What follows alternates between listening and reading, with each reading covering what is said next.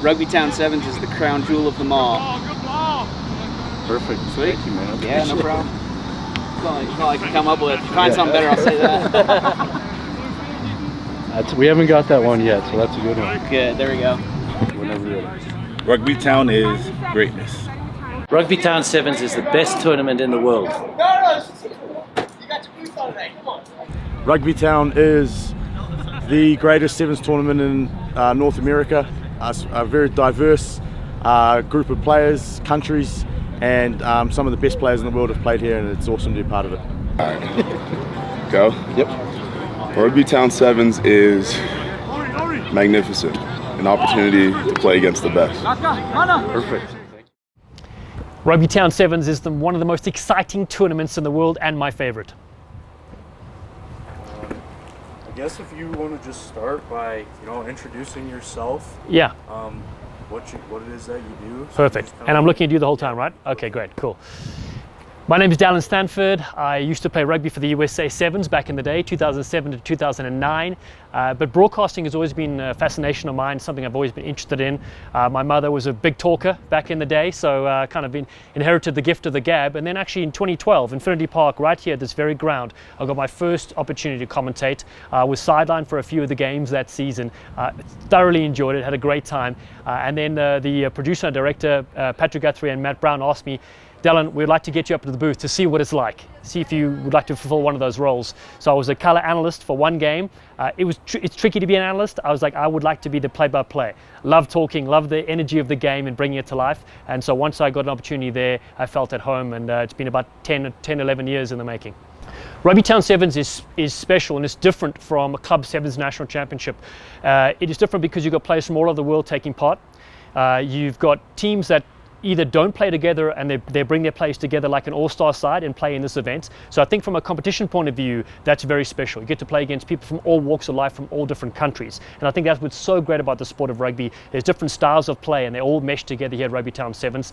The other main thing for me is the Armed Forces Championship, which is so great. So the 5 branches get to play against each other for their Armed Forces final. It's so much pride on the line. And these players, obviously representing the United States around the world, putting literally their life on the line. And we get a chance to honor them here. And they do a fallen rugby ceremony, which brings a tear to your eye every single time.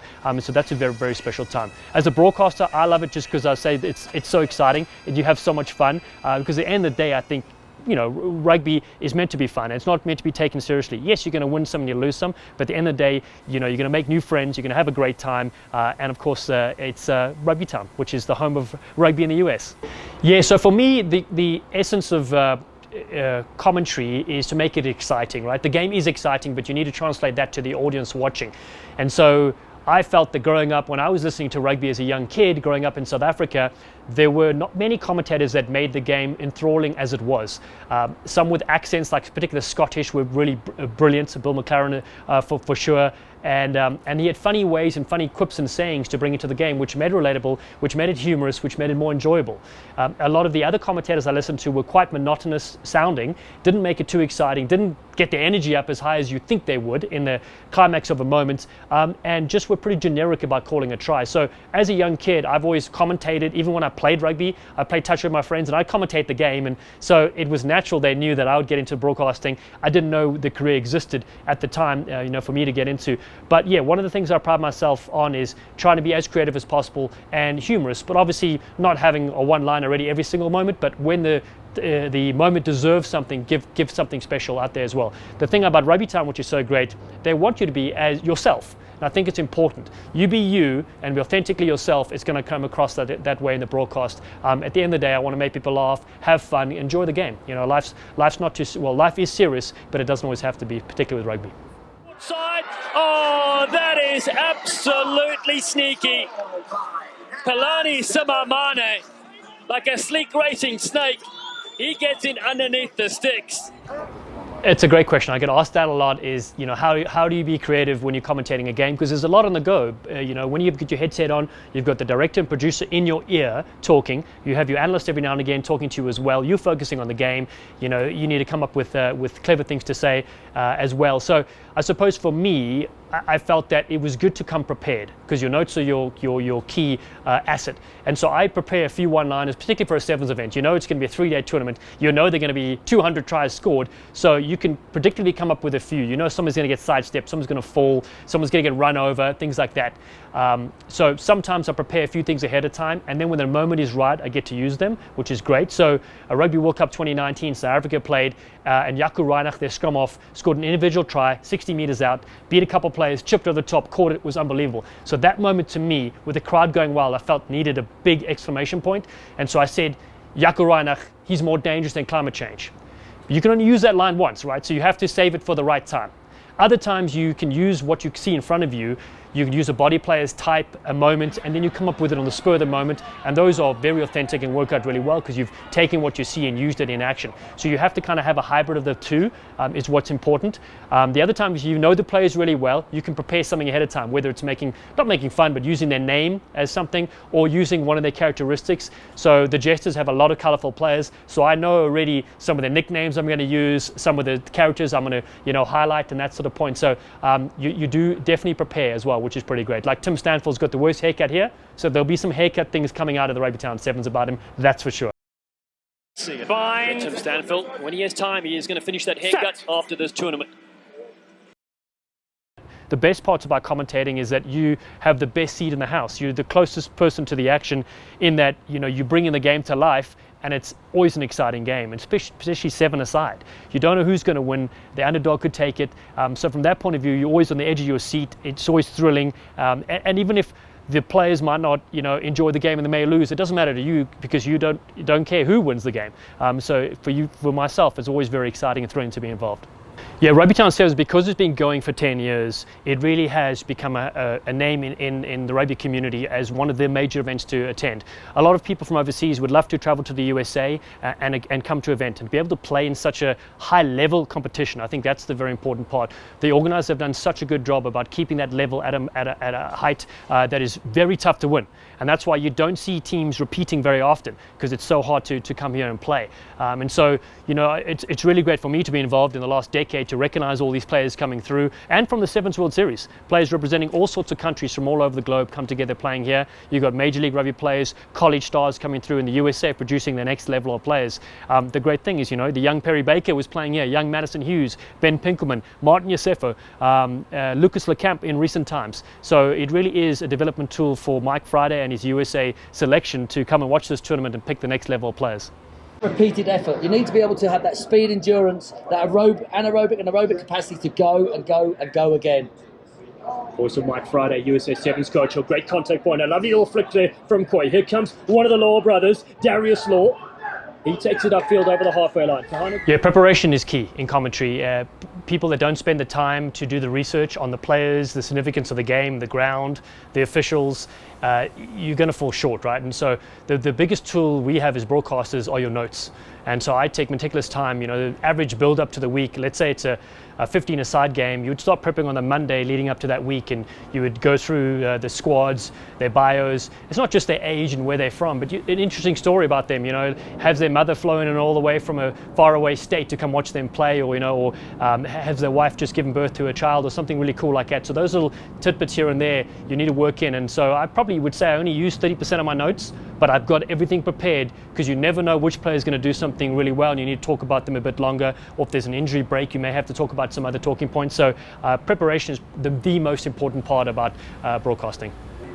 Yeah, so a sevens event is very different from a 15s event. So 15s game, involving two teams, you're preparing 46 players, you're preparing a couple of officials and the stadium and the significance of the two countries playing.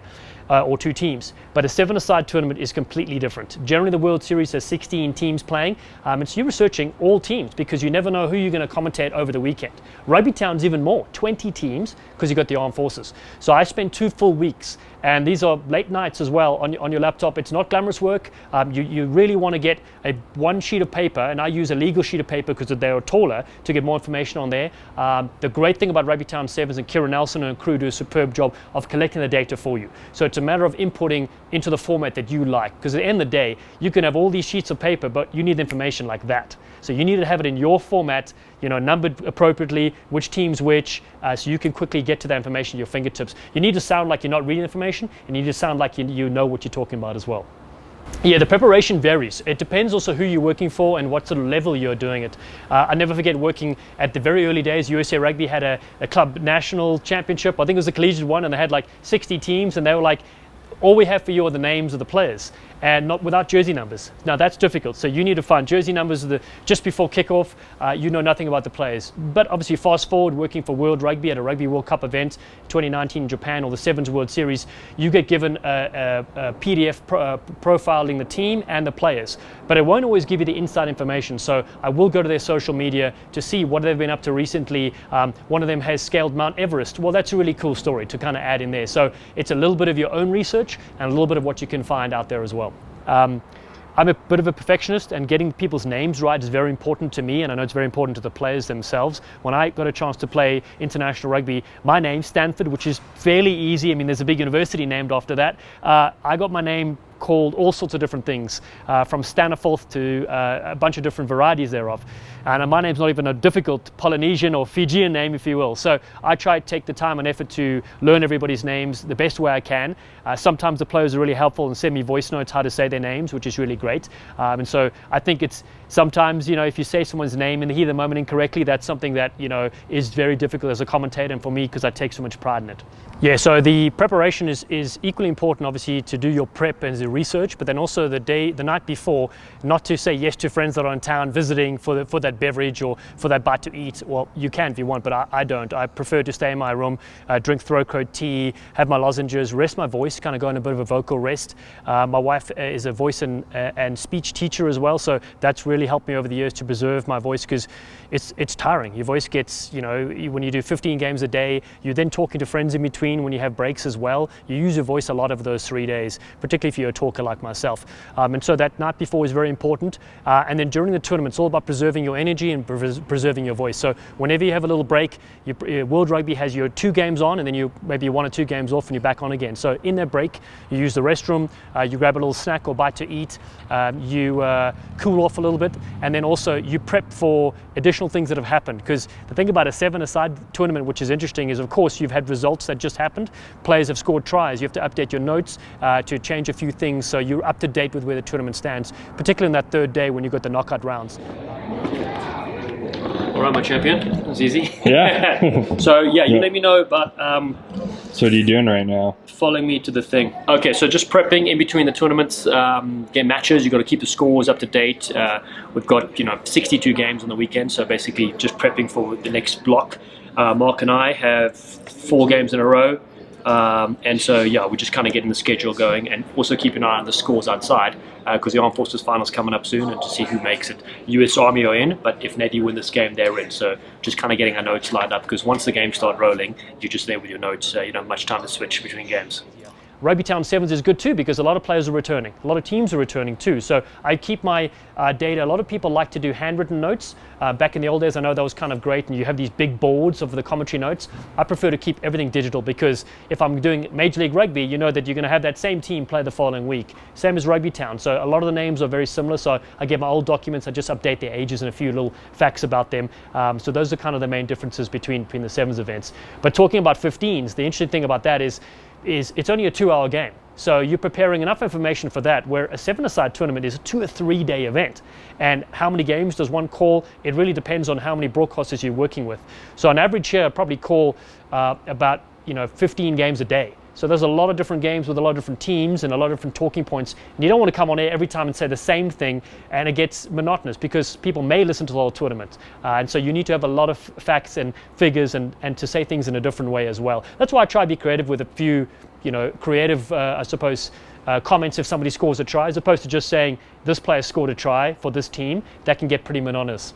Yeah, so another great question about, which is my most memorable game to have commentated. It was a huge honor to commentate the 2019 Rugby World Cup 15s in Japan. I got a chance to work next to Joel Stransky, who, when I was a 16-year-old South African growing up and, being a huge rugby fan, South Africa hosted the Rugby World Cup for the first time ever in 1995, and he kicked the winning drop goal. So to work alongside him for that whole month was fantastic, as well as Santi Gomez-Cora, the Argentine legend.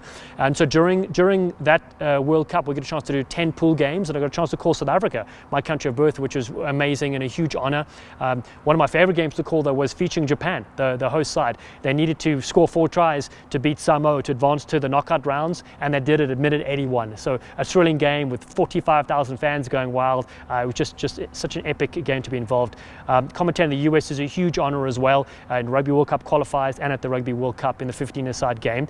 And so I've been lucky to call over 50 internationals. Got to do the All Blacks USA. That's probably one of my top ones as well. And the bucket list, yes, the result didn't go the way the US Eagles would have hoped, but it was just amazing to call these famous New Zealand players and US Eagles go head to head in the United States.